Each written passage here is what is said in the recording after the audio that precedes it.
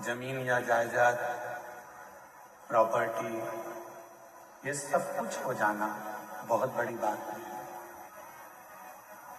पर सबसे बड़ी बात एक ही है, पुण्य वाला हो जाना। जिसके पास में पुण्य है उसके पास में किसी चीज की कभी कमी नहीं आती। जब पुण्य क्षीण हो जाता है तो फिर कुछ नहीं होता।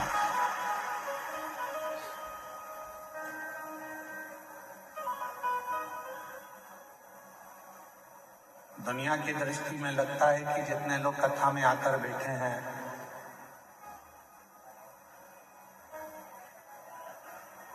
बड़े बड़े पैसे वाले लोग सोचते हैं कि कथा में तो साधारण से लोग जाकर बैठते हैं, पैसे वाला क्या करेगा कथा में जाकर,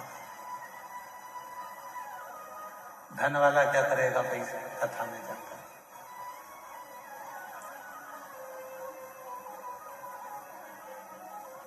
खूब गाड़ी के मालिक सोचते हैं कि हमारे पास में इतनी गाड़ी है तो हम कथा में जाकर क्या करें।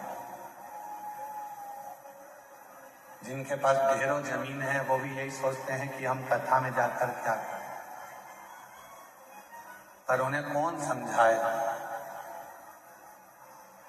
तुम्हारे पास में गाड़ी तो बहुत है, बंगले बहुत हैं, सत्ता और वैभव बहुत है, पर तुम्हारे पास में पुण्य नहीं है, इसलिए तुम कथा तक नहीं पहुंच पाए।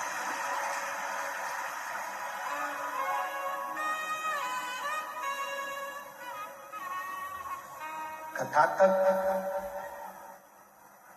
शिव महापुराण की इस पवित्र कथा में बाबा वैद्यनाथ जी की पवित्र धरा पर भगवान शिव की इस पवित्र कथा में वही पहुंच पाता है जिसका पुण्य प्रबल हो गया, जिसका पुण्य प्रबल है।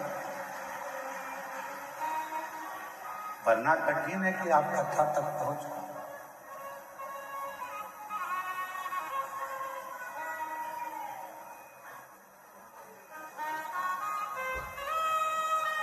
आप सबके पास में, सबके घर में ओढ़ने के लिए कम्बल भी है और बिछाने के लिए गादी भी है। बोलो है कि नहीं है? जम के बोलो, है ना? सबके घर में भोजन भी है, सबके घर में साइकिल, मोटरसाइकिल, फोर व्हीलर नहीं भी हो तो भगवान की कृपा तो इतनी है कि तुम साइकिल मोटरसाइकिल तो 15 दिन में खरीद सकते हो, इतना बाबा ने तुम्हें दिया। शिव जी की कृपा से मिल गया। गला पकड़ रहा है, खींचकर बोलना पड़ रहा है।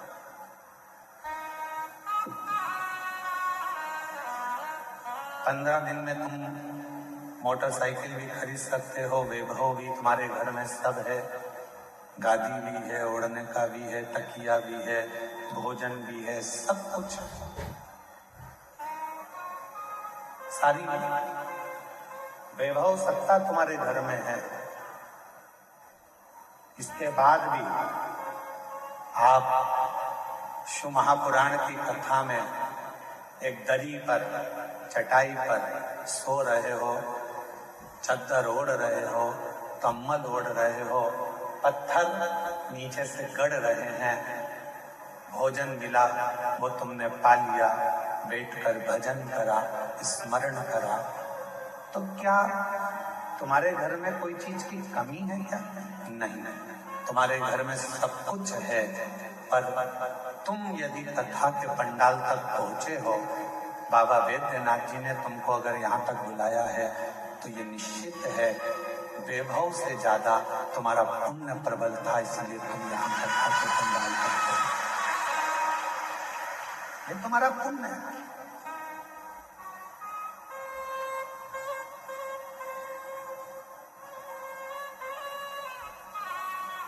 और जब तक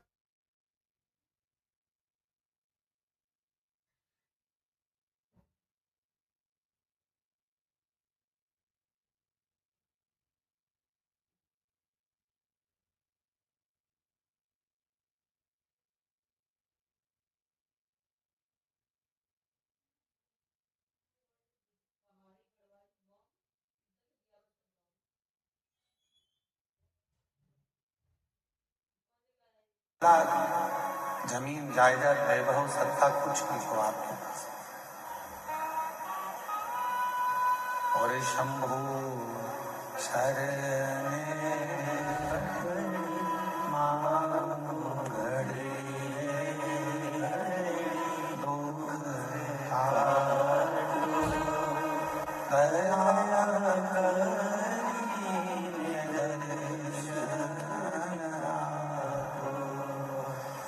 शंभु शरण मांगड़े दुख काटो दया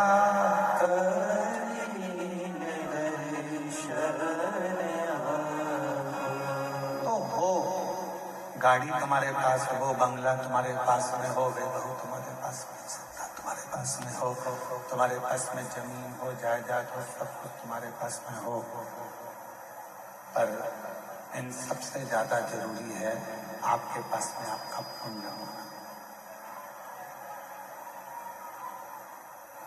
पुण्य नहीं है तो फिर आपका वैभव, आपकी गाड़ी, आपका बंगला किसी काम का नहीं।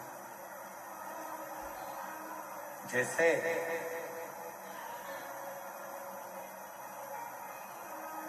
मानव देह के अंदर, मानव शरीर के अंदर दया का होना जरूरी है, उसी तरह अपनी जिंदगी में थोड़ा सा पुण्य का होना जरूरी है।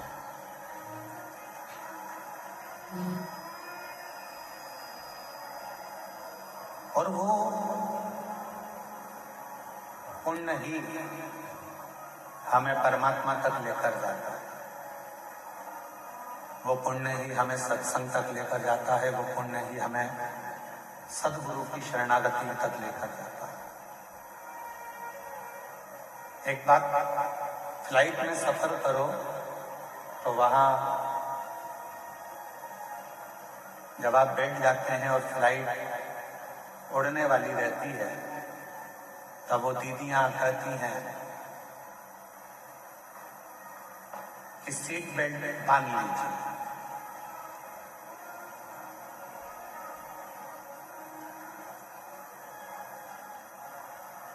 फिर वो कहती हैं कि जब ऑक्सीजन की कमी होगी, अपने आप ऑक्सीजन लेने के लिए कैप नीचे आएगा, आप उसको लगा लीजिए। पर दूसरे को सहायता देने से पहले उस ऑक्सीजन कैप को आपको लगाना पड़ेगा।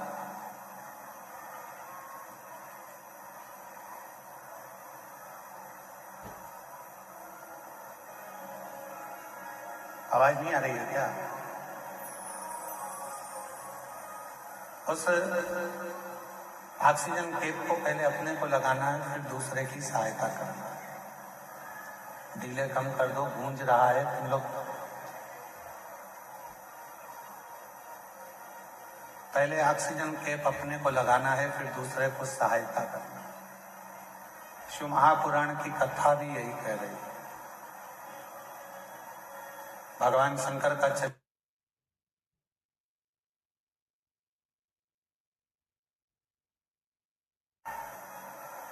भगवान शिव के मंत्र जाप का उच्चारण करिए, श्री शिवाय नमस्तुभ्यं।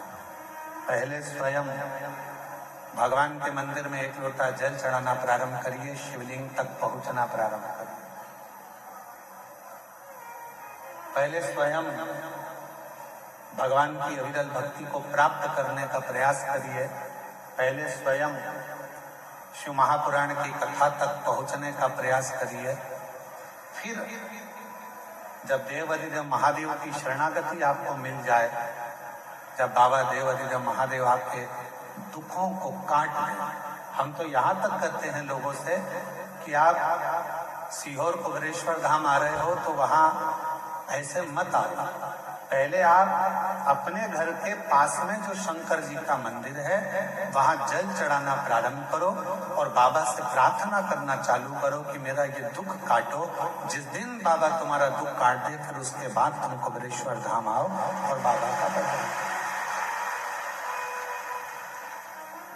फिर आप आओ, बाबा का भजन करो, स्मरण करो, मंत्र जाप करो, नाम जाप करो।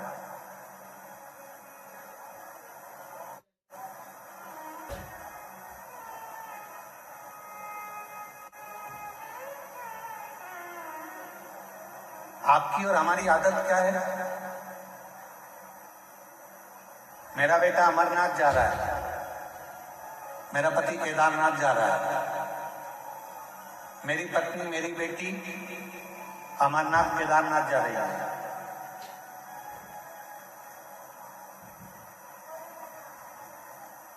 फिर उस बेटा बेटी से पूछो, क्यों तुम अपने घर के पास में कभी नजदीक वाले शंकर जी के मंदिर गए हो?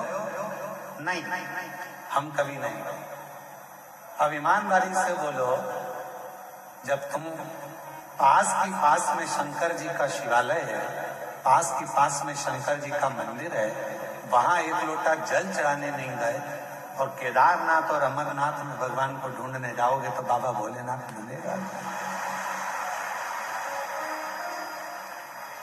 और हमारी बात बिल्कुल मत मानो,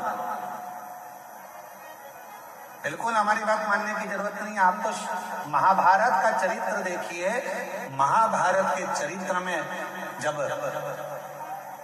युधिष्ठिर, नकुल, सहदेव, अर्जुन, भीम सब भगवान कृष्ण के सामने हाथ जोड़कर खड़े हो गए और कह दिया कि हमारा तो पूरा वैभव चलेगा।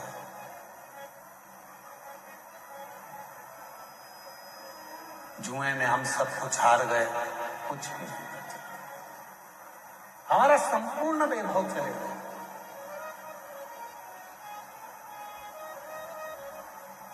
जुए में हम सब कुछ हार चुके हैं, हमारे पास में कुछ नहीं, कुछ नहीं। इस पर्दे को खोल दो ना थोड़ा सा, तो लोग कम से कम पीछे से देख लेंगे, क्या दिक्कत है।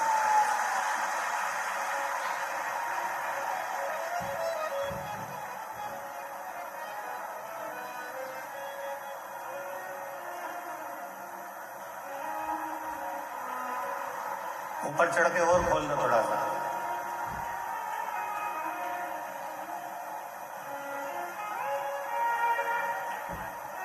आज निवेदन है कि वहां कोई खड़ा नहीं रहेगा, नीचे बैठ के सब सुनना और चुप रहकर सुनना।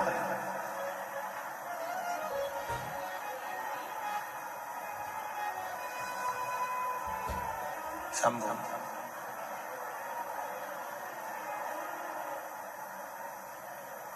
आप हमारी बात को ना मानकर आपको महाभारत का चरित्र लेकर आओ। गीता प्रेस गोरखपुर के महाभारत का पूरा एक आनंदमय चरित्र को लेकर आइए और उस महाभारत के चरित्र को घर में बैठकर थोड़ा सा पढ़ो।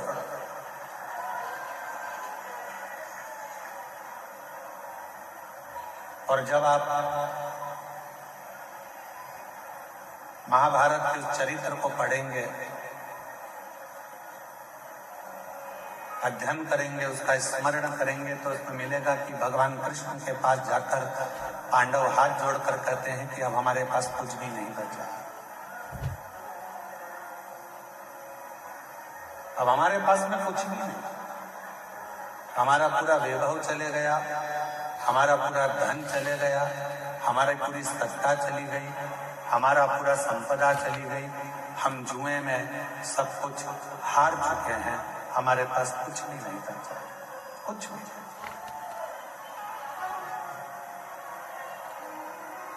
अब हमारे पास में कुछ भी नहीं है तो हम क्या करें? पांडवों ने की दशा देखकर भगवान कृष्ण ने कह दिया कि तुम एक काम करो कि भगवान शंकर का भजन करो। थोड़ा सावधानी पूर्वक कथा सुनिएगा, ध्यान लगाइएगा।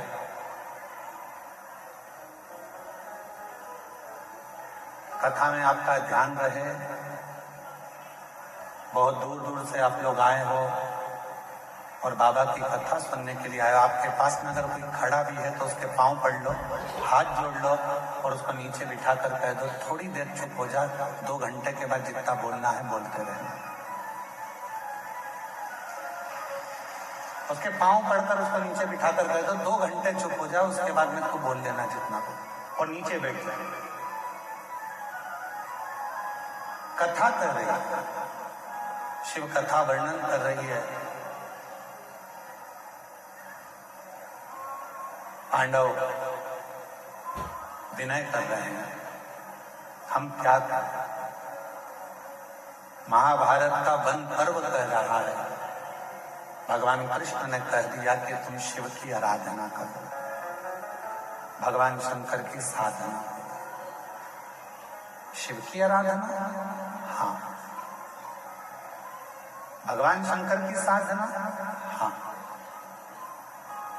इतने में भीम ने कहा कि एक काम करते हैं, अगर शिव जी की आराधना करना है, साधना करना है, और शंकर भगवान यदि हमें सब कुछ दे सकते हैं, तो हम सीधे कैलाश पर चले जाओ।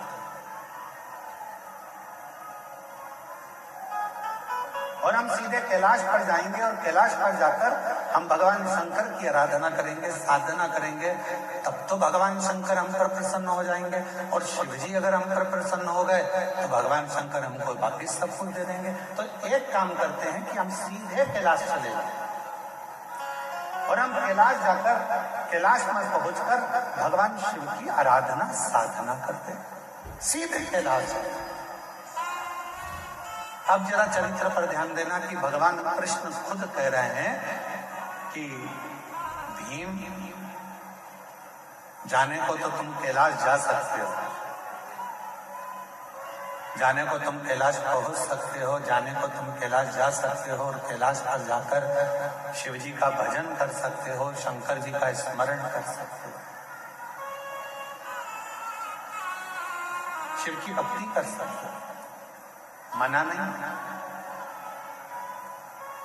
पर हम जानते हैं तुम सीधे अगर कैलाश तक पहुंच भी गए, मालूम पड़े मुख्यमंत्री के दरवाजे तक पहुंच भी गए, प्रधानमंत्री के दरवाजे तक, राष्ट्रपति के दरवाजे तक पहुंच भी गए, और वहां जाकर खड़े होकर तुम आवाज लगा रहे हो कि भैया जाकर बोलो मैं आया हूं, तो द्वारपाल पूछेंगे तुम कौन हो, तो कहा कि बस जाकर कह दो कि मैं आया हूं, मेरा नाम लेकर बोल दो कि मैं आया।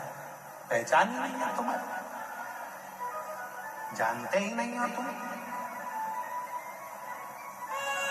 प्रधानमंत्री के पास द्वारपाल जाकर बोल भी देगा कि कोई राम प्रकाश आया है आपसे मिलने के लिए, प्रधानमंत्री जी बोलेंगे कि कौन राम प्रकाश। मुख्यमंत्री से जाकर कहा कोई कमलेश आया है, कौन कमलेश,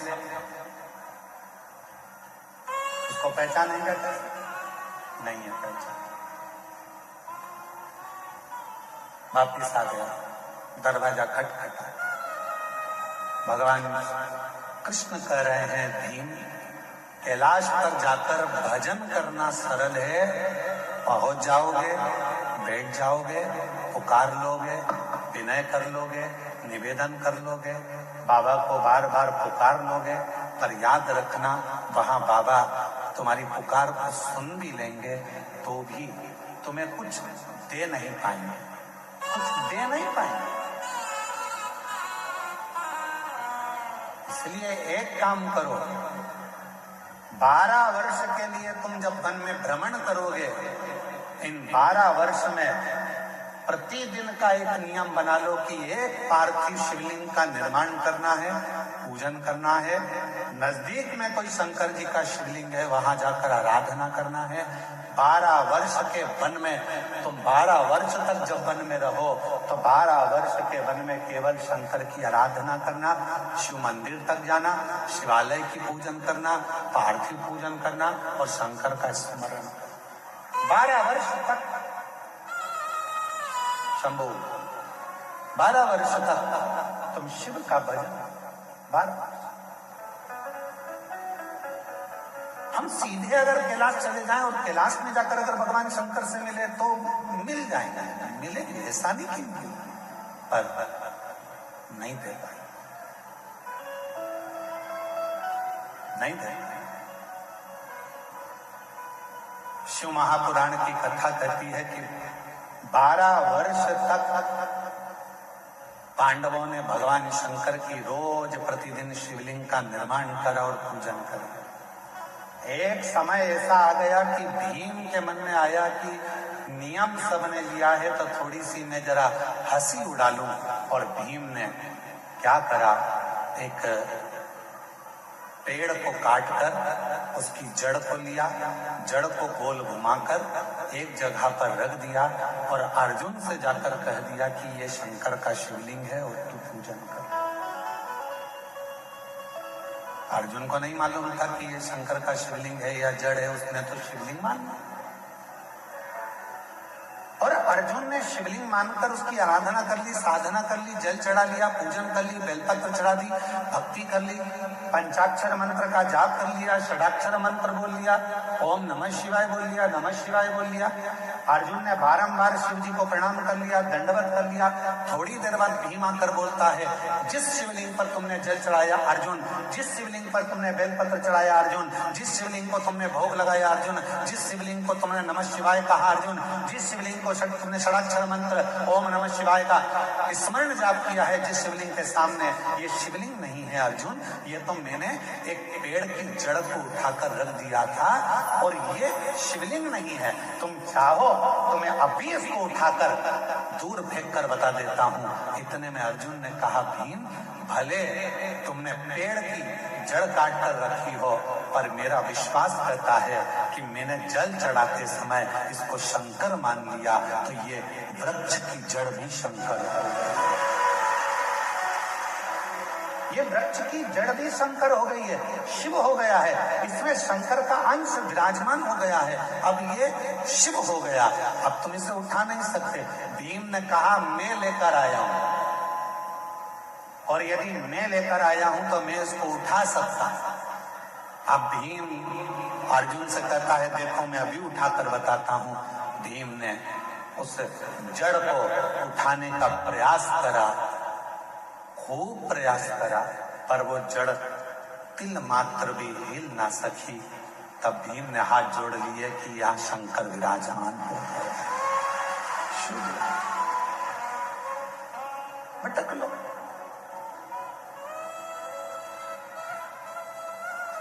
शिव थोड़ी परीक्षा लेते हैं।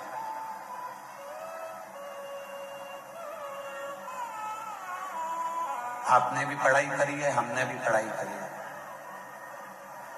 आप भी कॉलेज तक पहुंचे हैं, हम भी कॉलेज तक पहुंचे। जब छोटी एग्जाम होती थी स्कूल में, त्रैमासिक 3 महीने, 6 मासिक, बोलो सही है, 6 महीने की, और इसके बाद 12 मासिक 12 महीने की एग्जाम होती थी, परीक्षा होती थी। छोटी एग्जाम 3 महीने में हो जाती थी, फिर 6 मासिक, इसके बाद में 12 मासिक परीक्षा, वार्षिक परीक्षा हो जाती थी। धीरे धीरे जब हम रोज प्रतिदिन भगवान शंकर के मंदिर में 1 लोटा जल चढ़ाते हैं, तो धीरे धीरे मेरा भोले बाबा आपकी रोज थोड़ी थोड़ी परीक्षा लेता रहता है और उन परीक्षा में हमको पास करते रहता है। और एक बार जब हमारी जिंदगी की पूर्ण परीक्षा हो जाती है, तो मेरा भोलेनाथ फिर वार्षिक परीक्षा का रिजल्ट तुम्हारे हाथ में देता है। फिर मेरा शिव, मेरा शंकर, मेरा उघड़दानी, त्रिकालदर्शी, फिर वो रिजल्ट है तुम्हारे हाथ में देता।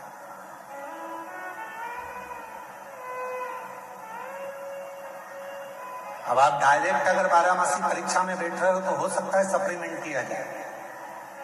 डायरेक्ट 12 मासिक की परीक्षा में बैठ रहे हो तो हो सकता है कि आप फेल हो जाए, सप्लीमेंट किया जाए। और धीरे धीरे यदि आपने त्रैमासिक दी तो तुमको उसमें ये ज्ञात हो गया कि परीक्षा कैसे होती है, बैठना कैसे चाहिए, लिखना कितना चाहिए, कितने प्रश्न भरना चाहिए, कैसे क्वेश्चन आएंगे, उत्तर कैसे लिखना है। 6 मासी परीक्षा में और सीख गए, 12 मासी में तुम पूरा सीख गए और परीक्षा देकर उत्तीर्ण होकर तुम आगे बढ़ गए। शिव पुराण कह रही है, कई लोग कहते हैं कि केदारनाथ गए, अमरनाथ गए, फिर उनसे पूछा कि तुम अपने घर के नजदीक में कोई शंकर जी के मंदिर जाते हो, घर के नजदीक में शंकर के शिवालय तक जाते हो, घर के नजदीक में तुम एक लोटा जल चढ़ाने जाते हो? तो कहा नहीं, हम सीधे अमरनाथ आए हैं, हम सीधे केदारनाथ आए हैं।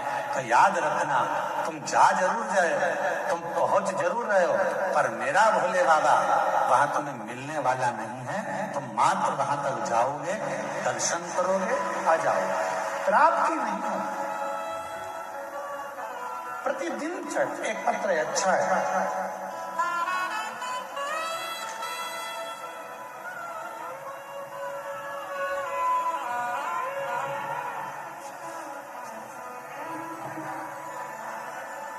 मेरा नाम वंदना देवी है।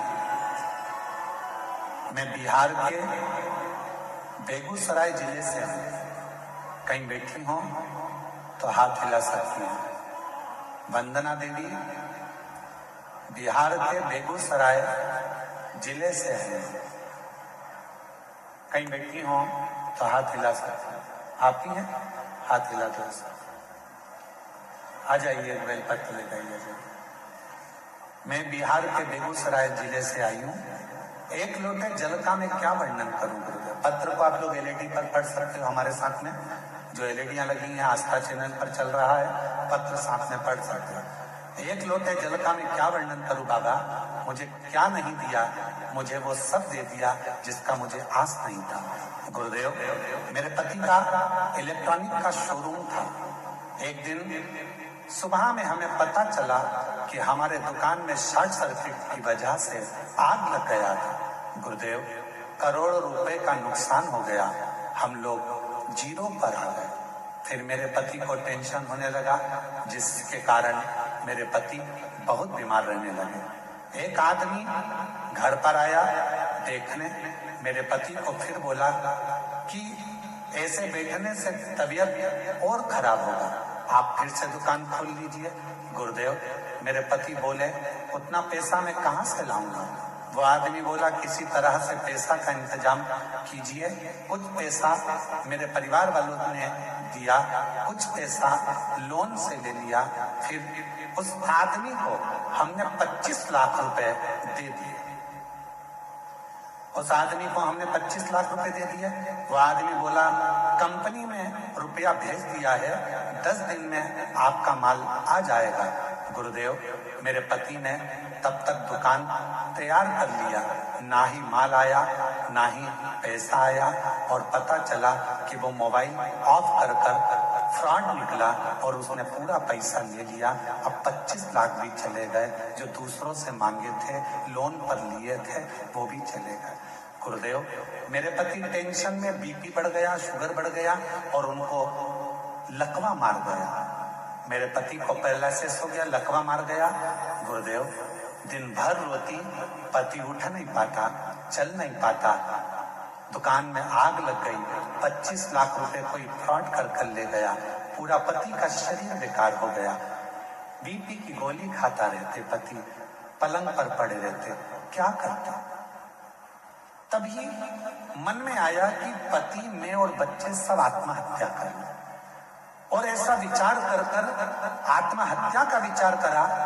उसी समय पर बस रात को करने वाले थे कि सुबह के समय पर टीवी चालू करी और टीवी पर आपकी कथा आ रही थी। उस कथा में आपने कह दिया एक लोटा जल सारी समस्या का हल, बस वो सुन लो। गुरुदेव, वो सुनकर उसी क्षण शंकर जी के मंदिर में जाकर खूब रोई, एक लोटा जल चढ़ाया, घर आई। इतनी देर में पास की दीदी, मैं उनको देवरानी कहती थी, वो आई। उन्होंने बताया सियोर वाला महाराज कहता है पशुपति नाथ का व्रत कर, अगर पशुपति व्रत करा तो निश्चित है बाबा सुनेगा। मैंने पशुपति नाथ का व्रत किया, पड़ोसी से थोड़ा सा, पर मेरा भोले बाबा वहां तुम्हें मिलने वाला नहीं है। तुम मात्र वहां तक जाओगे, दर्शन करोगे, आ जाओगे, प्राप्ति नहीं हो। प्रतिदिन चढ़ एक पत्र अच्छा है।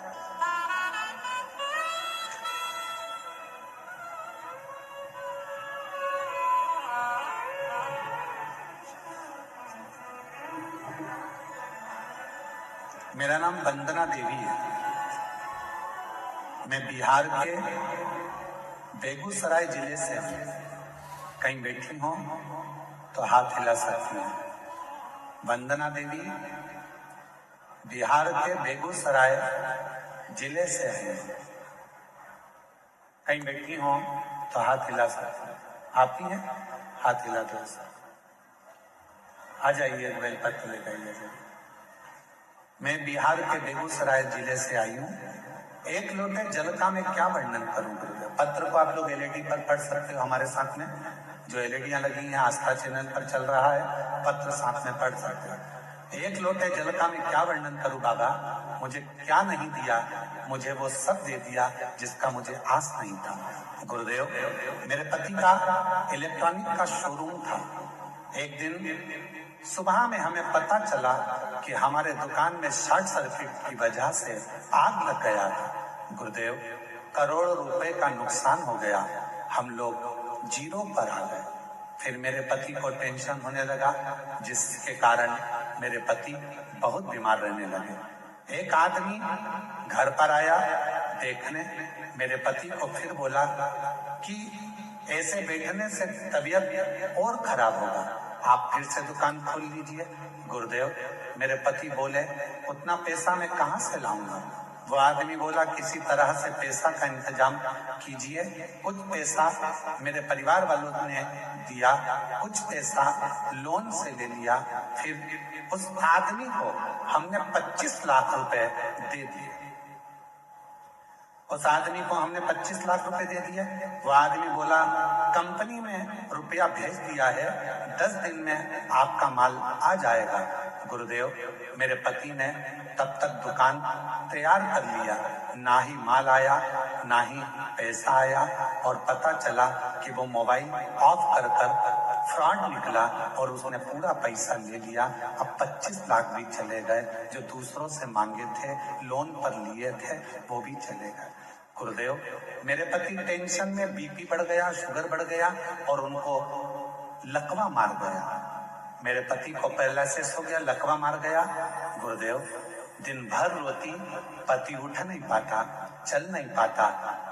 दुकान में आग लग गई। 25 लाख रुपए कोई फ्रॉड कर ले गया। पूरा पति का शरीर बेकार हो गया। बीपी की गोली खाता रहते, पति पलंग पर पड़े रहते। क्या करता। तभी मन में आया कि पति, मैं और बच्चे सब आत्महत्या कर लें। और ऐसा विचार कर आत्महत्या का विचार करा। उसी समय पर बस रात को करने वाले थे कि सुबह के समय पर टीवी चालू करी और टीवी पर आपकी कथा आ रही थी। उस कथा में आपने कह दिया एक लोटा जल सारी समस्या का हल। बस वो सुन लो गुरुदेव। वो सुनकर उसी क्षण शंकर जी के मंदिर में जाकर खूब रोई। एक लोटा जल चढ़ाया, घर आई। इतनी देर में पास की दीदी, मैं उनको देवरानी कहती थी, वो आई। उन्होंने बताया सियोर वाला महाराज कहता है पशुपतिनाथ का व्रत कर। अगर पशुपति व्रत करा तो निश्चित है बाबा सुनेगा। मैंने पशुपतिनाथ का व्रत किया। पड़ोसी से थोड़ा सा पैसा मांगकर मैं सीहोर चली गई। सीहोर में जाकर वहां कंकर की पूजन करी। कंकर उठाकर लेकर आ गई। जिस दिन से कंकर लाई उस दिन से उसकी पूजन करने लगी। कुबेरेश्वर बाबा को नमन करने लगी। श्री शिवाय नमस्तुभ्यम बोलने लगी। 2 बार पशुपति व्रत करा। बाबा ने ऐसी कृपा करी कि मेरे पति को एक व्यापारी ने उधार में माल दिया और बाबा की कृपा से मेरा शोरूम वापिस भरा गया। धीरे धीरे मेरे पति की तबीयत ठीक हो गई। बाबा की ऐसी कृपा हुई कि जो गया था मेरे बाबा की कृपा से आज बाबा ने फिर करोड़पति बना दिया। ये शिव बाबा, क्या कुबेरेश्वर धाम का कंकर इतना फल देता है? हम निवेदन करेंगे वो कंकर नहीं, वो कुबेरेश्वर धाम का शंकर है, जिसको आप लेकर आते हो विश्वास के साथ, श्रद्धा के साथ, आस्था के साथ। फिर पुनः मुझे वही विराजमान कर। और जो जैसी भावना लाया वो वैसा ही फल पाया।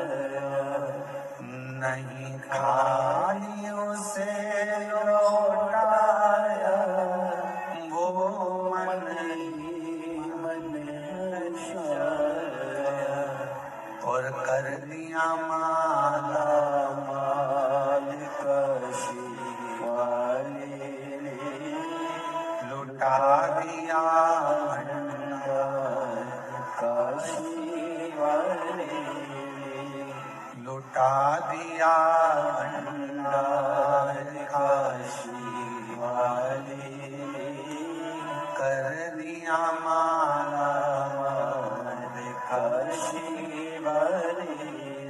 आप जिस भावना से तो निवेदन उस बहन ने लिखा, सबसे पहले टीवी पर सुनकर मैं एक लोटा जल भरकर, रात को तो हम कुछ करने वाले थे पर सुबह दोपहर में जब कथा सुनी एक लोटा जल भरकर मंदिर चली गई। और शिव के मंदिर में फिर वही बात है, एक लोटा जल सारी समस्या का हल। जब एक लोटा जल लेकर आप देव अधिदेव महादेव के पास जाओगे तो निश्चित है वो एक लोटा जल तुम्हारे चित्त को और तुम्हारे चरित्र को बदल कर रख देगा। ये निश्चित है। वो एक लोटा जल तुम्हारे चित्त को बदलेगा, तुम्हारे चरित्र को बदलेगा। जब तुम्हारा बुद्धि, तुम्हारा चित्त, तुम्हारा मन अपने आप बदल जाएगा। शंकर के मंदिर जाओगे, शिव जी राहें खोलना प्रारंभ करेंगे, मार्ग खोलना प्रारंभ करेंगे। तुमने शिव का मार्ग पकड़ा तो शिव भी तुम्हें कोई अच्छा मार्ग पकड़ाकर उस मंजिल तक पहुंचाने का प्रयास करे। मंजिल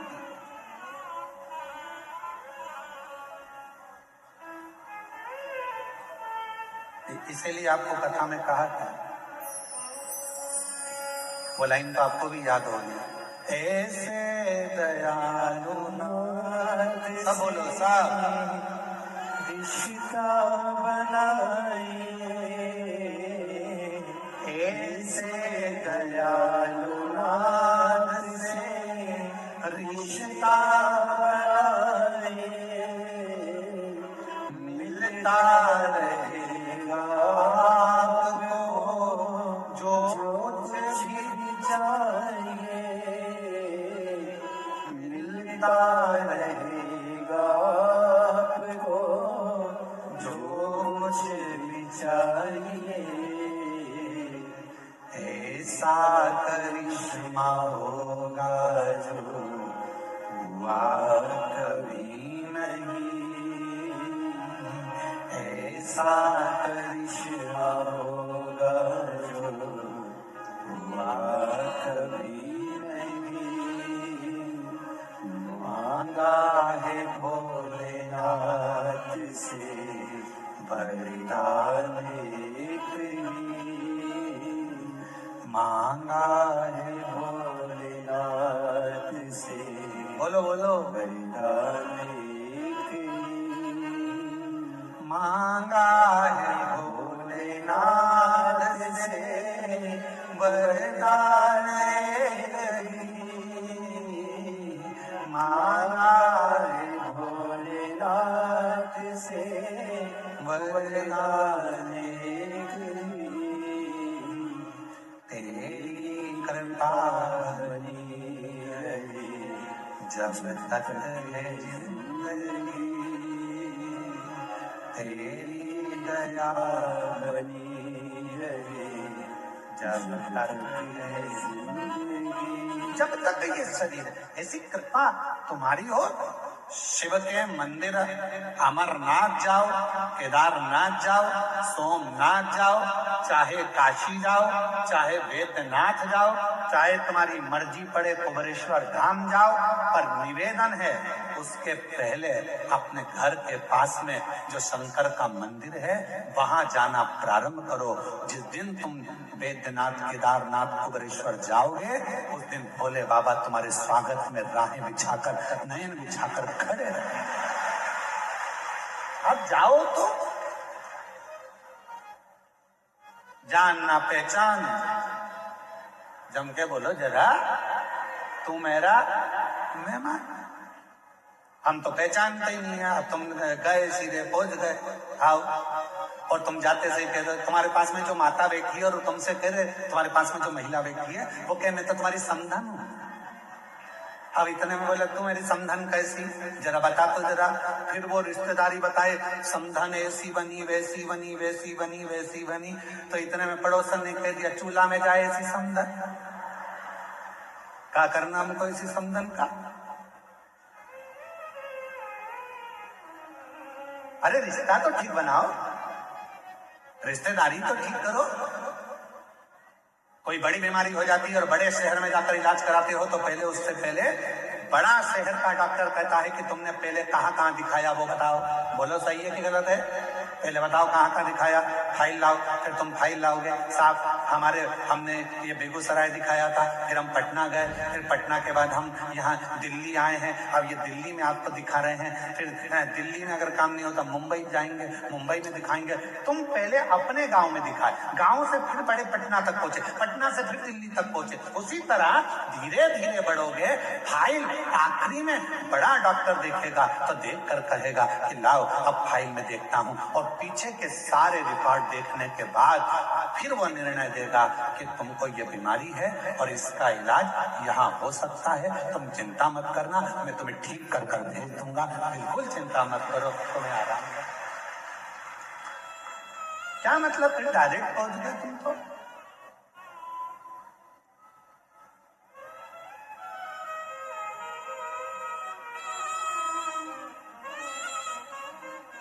बिहार के कितने लोग बैठे हैं? बिहार के हाथ उठाओ जरा। वो धर लो दादा, धर लो, वापिस धर लो, तुम तो वापिस वापिस। झारखंड के कितने बैठे हैं? जरा हाथ उठाओ। अरे तुम भी रख लो, नीचे रख लो, तुम धरो नीचे, वापिस वापिस। अच्छा ये बात बताओ कि चुनाव करके डायरेक्ट आ गए हो क्या? है? अब वोटिंग डाले और चल दी है यहाँ। अब वोट डाला आप लोगों ने, सबने डाला वोट, तो आधार कार्ड लेके डायरेक्ट मशीन पे पहुंच गए क्या? जम के तो बोलो नहीं। पहले आधार कार्ड बाहर वाले को दिखाया, बाहर वाले ने फिर अंदर वाले को, एक टेबल पे गए, फिर दूसरे वाले के पास, बोलो बोलो सही है, दूसरे वाले के पास, फिर तीसरे वाले के पास गए, फिर मैं निशान लगाया, निशान लगाने के बाद फिर तुम्हें अंदर भेजा, फिर जाकर तुमने मशीन का खटका दबाया। अगर तुम डायरेक्ट पहुंच जाते तो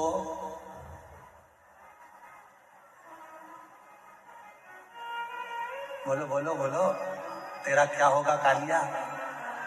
डायरेक्ट पहुंच जाते तो फिर क्या होता? 1 महीने तक तुम्हें छोड़ा नहीं जाता, बंद करके धर दिया जाता, छोड़ते नहीं। इसलिए धीरे धीरे गए, यहाँ दिखाया अंदर प्रवेश, टेबल पे दिखाया, रजिस्टर पे चढ़ा, फिर वहां गए, फिर उसने टिक लगाया, फिर आगे गए, फिर तुम्हारा चेहरा मिलाया, फिर इसके बाद उसने शाही लगाई, फिर जाकर तुम्हारे निशान लगने के बाद तुमने बटन दबाई। उसी तरह सबसे पहले अपने घर के पास के शिवलिंग पर जल चढ़ाना प्रारंभ करो, फिर बाबा धीरे धीरे तुमको आगे बढ़ाता जाएगा। और एक दिन मेरा केदारनाथ, मेरा वेदनाथ, मेरा विश्वनाथ तुम्हें बुलाता है, फिर बुला। आइए बस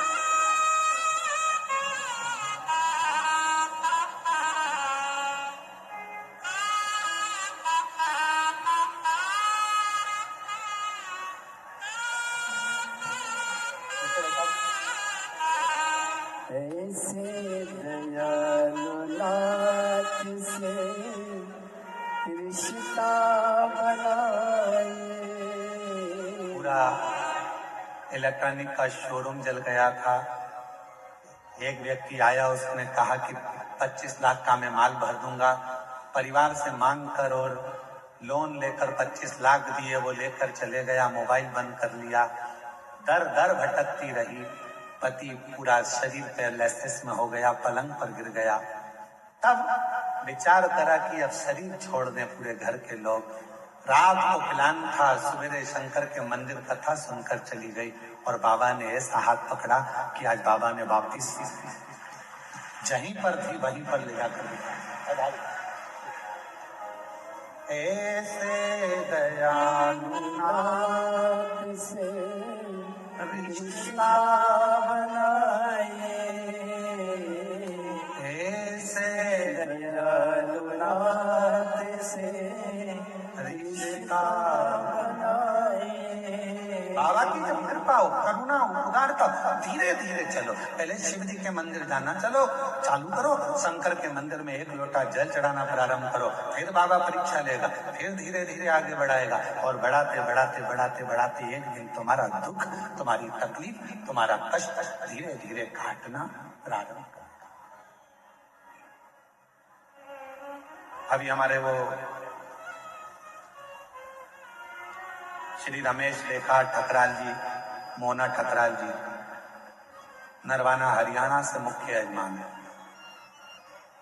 मोना जी अभी जब यहाँ पूजन करने आई थी तो ये बेटी कह रही थी, गुरुजी बाबा वैद्यनाथ जी से इतना जरूर कह देना हमारी तरफ से कि जब फरवरी में कुबेरेश्वर धाम पर रुद्राक्ष उत्सव हो तो हमको वापिस जजमान बना दे, ऐसी बाबा से प्रार्थना करना। बना दिया, बधाई हो आपको बहुत।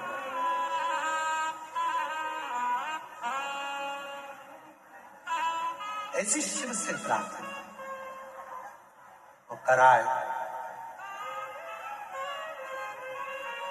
धीरे धीरे बढ़िए, भजन करते करते, भगवान का मंत्र जाप करते करते, नाम जाप करते हुए, स्मरण करते हुए आगे बढ़ो। सीधे नहीं। भीम ने तो ये सोच लिया था कि मैं कैलाश जाऊंगा, भगवान शंकर की आराधना करूंगा, शिव जी से आराधना कर कर मेरा खोया हुआ जितना राज्य है, जो खोया हुई संपदा है, जो मेरा पूरा राज्य चले गया, सब कुछ खो गया, उसको मैं वापस प्राप्त कर लूंगा। पर नहीं, नहीं, भगवान कृष्ण ने कहा ऐसा मत करो, रोज पार्थिव पूजन करो, रोज शिव जी के मंदिर में 1 लोटा जल चढ़ाओ, रोज शंकर का भजन, रोज। हम क्यों कहते हैं कि अपने घर के दरवाजे पर श्री शिवाय नमस्तुभ्यम लिख दो, अपने घर के दरवाजे पर एक स्टिकर ले जाकर चिपका दो, गाड़ी पर एक स्टिकर चिपका दो श्री शिवाय नमस्तुभ्यम का, दरवाजे पर चिपका दो। क्यों? जब कोई दुख की खबर आ रही होगी, कोई तकलीफ की खबर आ रही होगी, जो खबर देने वाला होगा सामने खड़ा होगा, दरवाजा बंद होगा, जितनी देर खड़ा रहेगा, ऊपर लिखा हुआ श्री शिवाय नमस्तुभ्यम पड़ेगा। जब आप दरवाजा खोलोगे तो वो दुख की खबर भी अच्छी खबर में बदल जाएगी और आपके जीवन में खुशी।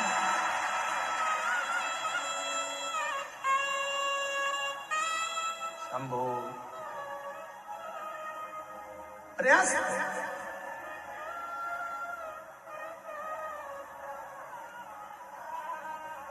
जब आप भजन करें, स्मरण करें, मंत्र जाप करें, नाम जाप करें, नाम कीर्तन करें, जब आप श्री शिवाय नमस्तुभ्यम मुख से बोले तो ये विचार करें कि हमें धीरे धीरे बढ़ना है, धीरे धीरे।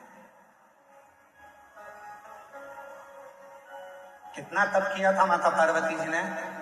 सब कुछ छोड़ दिया था, सब कुछ त्याग दिया। एकदम मेरी माता पार्वती जी ने कुछ नहीं त्यागा था। मेरी माता पार्वती जी ने त्यागा था तो धीरे धीरे त्यागा था। पहले भोजन त्यागा एक समय का, फिर फलहार लिया, फलहार त्यागा, फिर पत्तों का सेवन करा, वो भी त्याग दिया, फिर केवल श्वास लेती थी, वो भी धीरे धीरे छोड़कर नासिका के एक छिद्र से माता श्वास लेती और उसी छिद्र से छोड़ देती।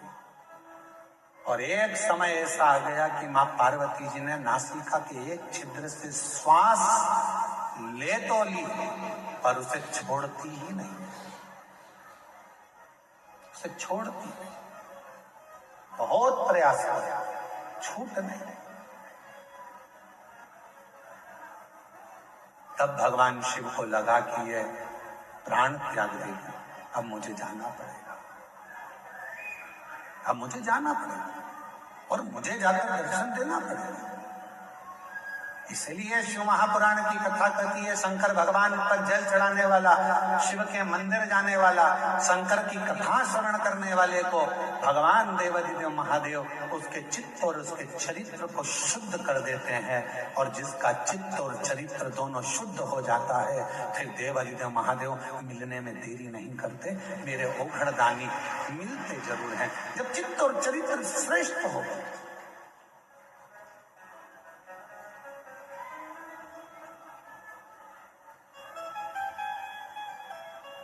हम आपसे एक बात पूछे, जरा उत्तर दीजिए।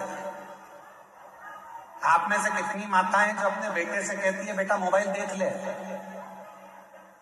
कोई बोलता है अपने बच्चे से कि मोबाइल देखो? बच्चा अपने आप मोबाइल उठाता है, देखना चालू कर देता है। आप में से कोई माता ऐसी है जो अपने बच्चे से बोलती है बेटा पान की दुकान पे जाके खड़ा हो जा? कोई माँ अपने बच्चे को नहीं कहती कि पान की दुकान पर खड़े हो जा। कोई माँ अपने बच्चे से कहती है कि तू मदिरा की दुकान चले जा। कोई माँ अपने बच्चे को मदिरा की दुकान नहीं भेजती। कोई माँ अपने बच्चे से कहती है कि तू पढ़ाई मत कर। कोई माँ अपने बच्चे से ये नहीं कहती कि तू पढ़ाई मत कर। कोई माँ ये नहीं कहती अपने बच्चे से कि तू अपने दोस्त के साथ खेलने जा। कभी माँ नहीं कहती। माँ नहीं कहती, उसके बाद भी बच्चा अपने दोस्त के साथ खेलने जाता है। माँ नहीं कहती तो भी बच्चा मोबाइल चलाता है। माँ नहीं कहती, उसके बाद भी बच्चा गलत दुकान पर जाकर खड़ा हो जाता है। माँ नहीं कहती तो भी बच्चा गलत संगत में पड़ जाता है। तो फिर विचार करिए, तुमने नहीं कहा, उसके बाद भी गलत जगह पर ये बच्चा क्यों जा रहा है? ये बच्चा गलत क्यों कर रहा है? क्यों कर रहा है? तुमने बोला नहीं तो भी गलत काम कर रहा है। गलत संगत की ओर जा रहा है, गलत मार्ग की ओर जा रहा है। कारण क्या है? मतलब आपके घर के संस्कार उस बच्चे पर प्रभाव नहीं दे पा रहे हैं। आपके घर के संस्कार उस बच्चे को कम पड़ रहे हैं, इसलिए दूसरे की विसंगति उस बच्चे को बर्बाद करने में लग गई। दूसरे की विसंगति आपने नहीं बोला। बिना बोले बच्चा मोबाइल चला रहा है, बिना बोले बच्चा दोस्तों के साथ घूम रहा है, बिना बोले बच्चा रात को 10-10, 11-11 बजे तक आ रहा है, बिना बोले बच्चा मदिरा पान कर रहा है, बिना बोले बच्चा तंबाकू खा रहा है। खुशी तब मनाना जब बिना बोले तुम्हारा बच्चा एक लोटा जल भरकर शंकर के मंदिर जाना चालू कर दे, तब समझना कि हमारे संस्कार पोषित थे। तब जाने हमारे संस्कार श्रेष्ठ हुए।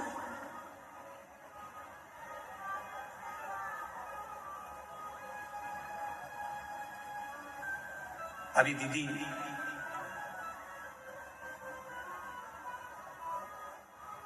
अयोध्या से पधारी दीदी गौरांगी जी कह रही थी अपने संबोधन में कि मेरे भी माता पिता हैं और मैं भी एक माता पिता की बेटी हूं।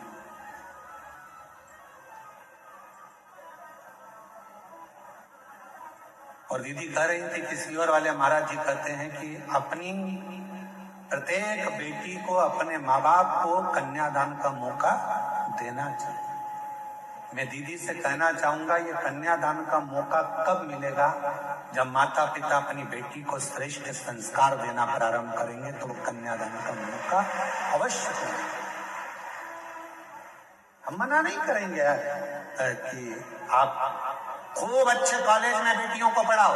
हमारी दिली तमन्ना होती है, हमारी खुद की इच्छा होती है कि अच्छे कॉलेज में बेटी पढ़े, अच्छी एजुकेशन करे, बड़े से बड़े शहर में रहे, सब कुछ अच्छी नौकरी करे, अच्छी जॉब करे।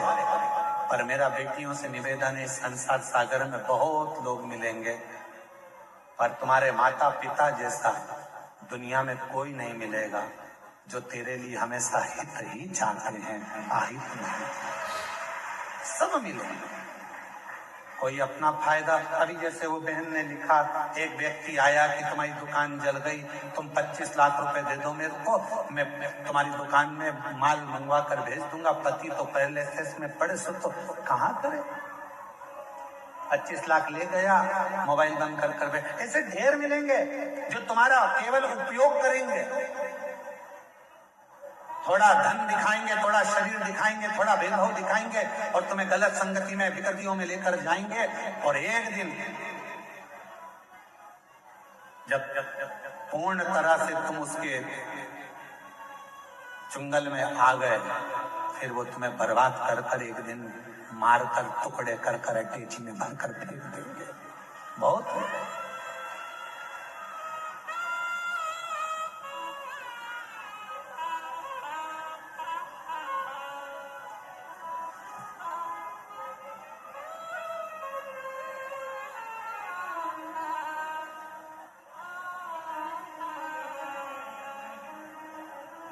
जब कोई कहता है ना कि वो मुझसे बहुत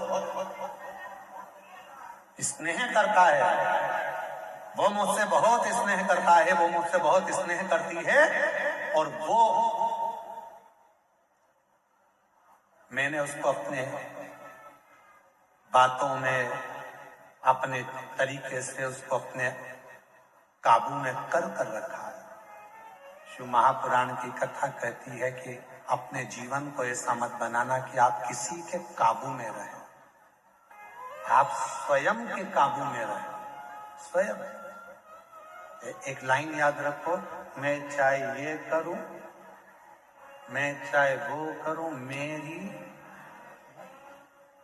कोई तुमसे कहे कि मंदिर मत जाओ, मुझे पैदा करने वाले मेरे माँ बाप हैं, मुझे पढ़ाने वाले मेरे माँ बाप हैं। कोई तुमसे कहे कि तुम मंदिर मत जाओ, कोई तुमसे कहे शिव पुराण में मत जाओ, कोई तुमसे कहे शंकर का भजन मत करो, कोई तुमसे कहे बाबा वैद्यनाथ का दर्शन करने मत जाओ, कोई तुमसे कहे कहाँ इनके चक्कर में पड़ी हो, क्यों बाबा उनके चक्कर में पड़ी हो, क्यों कथावाचकों के चक्कर में पड़ी हो, क्यों सीवर वाले महाराज के चक्कर में पड़ी हो, क्यों शंकर के मंदिर में जा रही हो, क्यों पशुपति व्रत कर रही हो, क्यों दरवाजे पर श्री शिवाय नमस्तुभ्यम लगा रही हो। मोहल्ले के लोग, दुनिया के लोग, रिश्तेदार लोग यदि तुम्हारे पास आकर तुम्हें इस तरह का ज्ञान दे तो उनके हाथ जोड़कर कहना, मुझे जन्म देने वाले तुम नहीं हो, मुझे पढ़ाने वाले तुम नहीं हो, मेरी परवरिश करने वाले तुम नहीं हो, मैं मेरे माँ बाप का खाती हूँ, अपने विचार से जीती हूँ, मैं किसी की सुनती नहीं। क्यों सुने हम, क्यों विचार करें?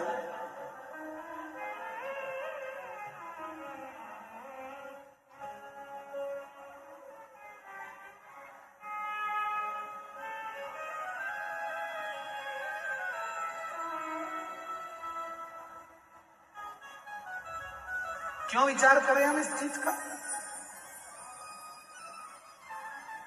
ये सब विचार नहीं, हम किसी के कहने पर नहीं चलते, हम तो बाबा के भरोसे चलते हैं, हम तो बाबा के भरोसे चलते हैं। ये दुनिया वाले जलते हैं, ये दुनिया वाले जलते हैं, हम तो बाबा के भरोसे चलते हैं, हम तो बाबा के भरोसे चलते हैं। डमरू वाले के भरोसे चलते हैं, काशी वाले के भरोसे चलते हैं, देवघर वाले के भरोसे चलते हैं, हम तो बाबा के भरोसे चलते हैं, शंभू बाबा के भरोसे चलते हैं। हम उसके भरोसे चलते, हम किसी के कहने पर। इसलिए बाबा से निवेदन करते रहो, प्रार्थना कि अब दया करो है भोलेनाथ, मस्त रहूं तेरी मस्ती में। अब दया करो हे भोलेनाथ, मस्त रहूं तेरी मस्ती में। अब दया करो हे भोलेनाथ, मस्त रहूं तेरी मस्ती में। अब दया करो हे भोलेनाथ, मस्त रहूं तेरी मस्ती में।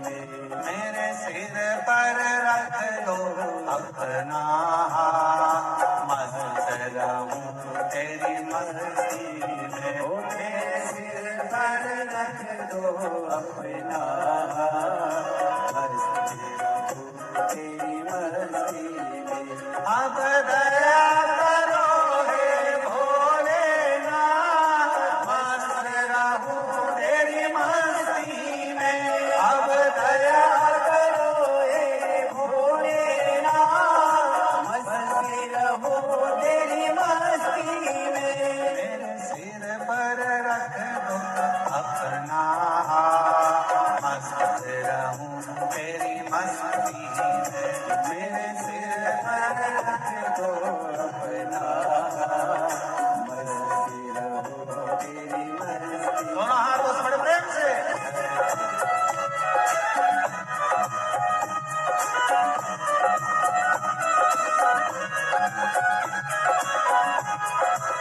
जो रोड पर बैठे हैं, बाहर दुकानों पर, गाड़ियों पर, मकानों पर बैठे हैं, वो भी दोनों हाथों से ताली बजाते हैं, सावधानी से, आनंद से।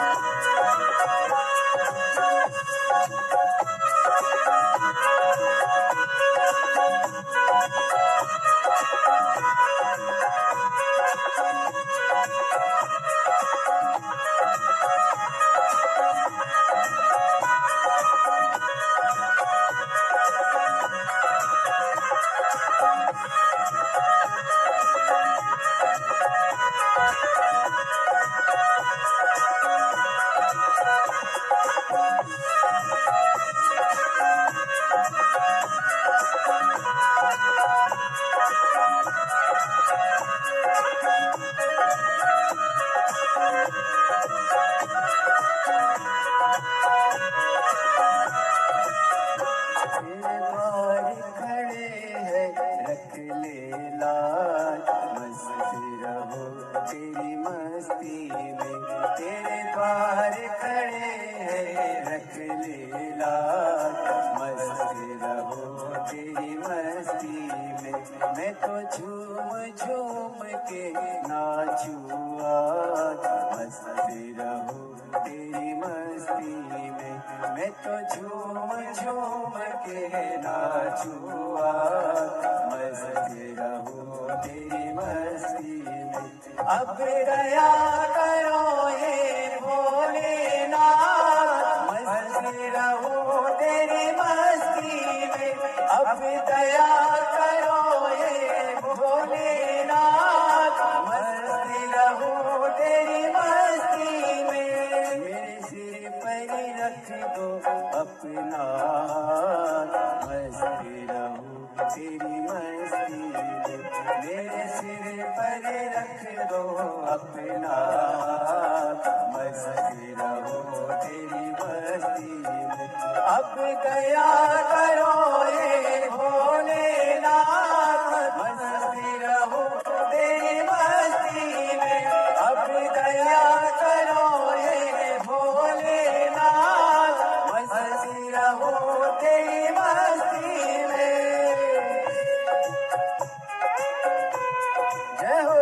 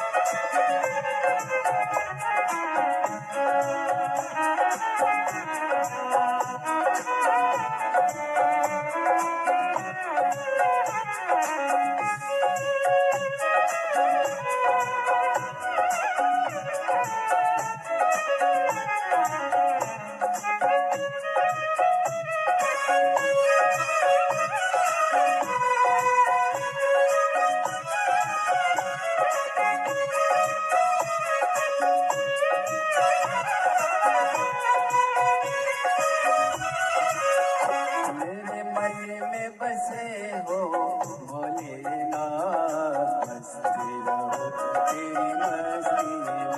मेरे मन में बसे हो भोलेनाथ, मस्ती रहो तेरी मस्ती में।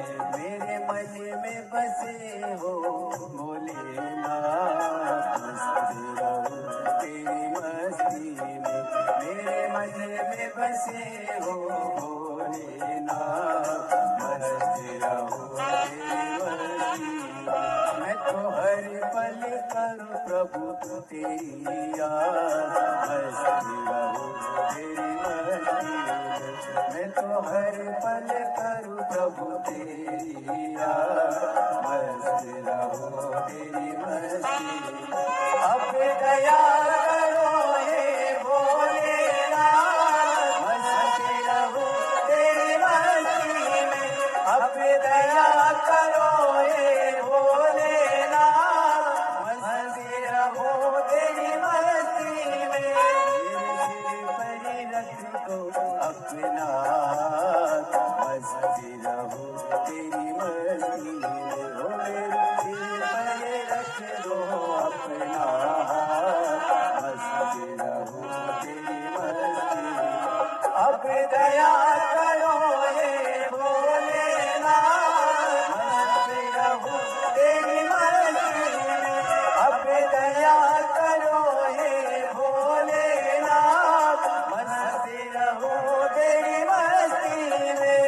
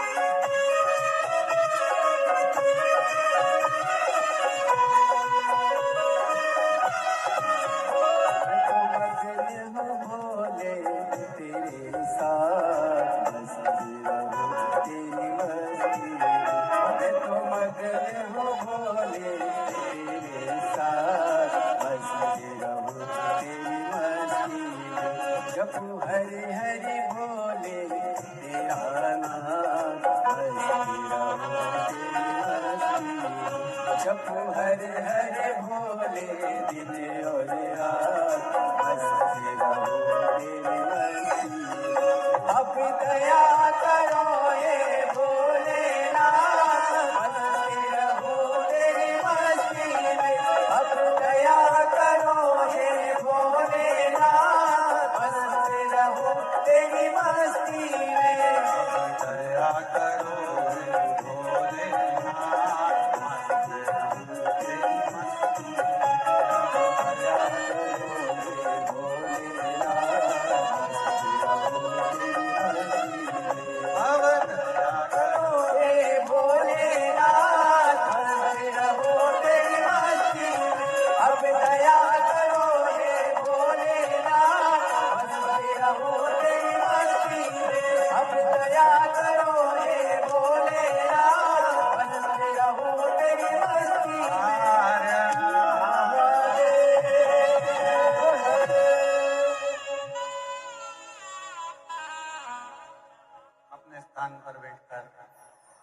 बाबा देवाधिदेव महादेव को अपने हृदय की बात अवश्य कहिए, दिल से प्रार्थना करिए, विनय करिए, निवेदन करिए। जहाँ जगह मिले वहाँ बैठकर बाबा को अपने मन का भाव करिए। मेरे सिर पर रख दो अपना मंदिर रहो तेरी मस्ती में, मेरे सिर पर रख दो अपना मंदिर रहो तेरी मस्ती में। अब दया करोगे भोलेनाथ, मंदिर रहो तेरी मस्ती में। आज सोमवार